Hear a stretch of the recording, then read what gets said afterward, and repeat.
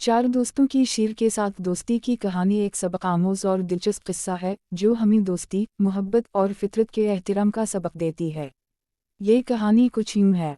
Dash dash dash. एक गांव में चार दोस्त रहते थे, अहमद, अली, उम्र और हमजा। वो बचपन से ही एक दूसरे के साथ थे और उनकी दोस्ती बहुत गहरी थी। एक दिन वो जंगल की तरफ निकले ताकि वह शिकार करें और कुदरत की खूबसूरती का लुत्फ उठाएं। जब वो जंगल में गहराई में पहुंचे तो इन्हें एक छोटा सा जख्मी शेर का बच्चा मिला। वो भी यारवाओ मददगार था और उसके जख्म देखकर चारों के दिल पसीज गए। इन्होंने फैसला किया कि वो इस शेर के बच्चे की मदद करेंगे।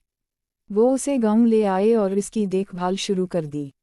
अहमद उसे खाने के लिए दूध लाता, अली उसके जख्म पर मरहम रखता, उम्र उसके साथ खेलता और हमजा इसके लिए एक महफूज जगह बनाने में मदद करता।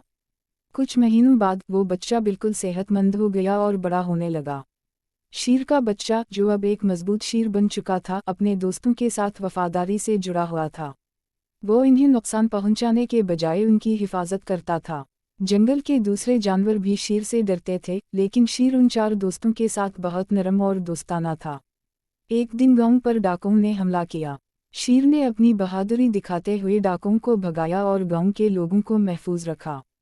गांव के लोग हैरान रह गए कि एक जंगली जानवर इंसानों के साथ इतनी मोहब्बत और वफादारी कर सकता है।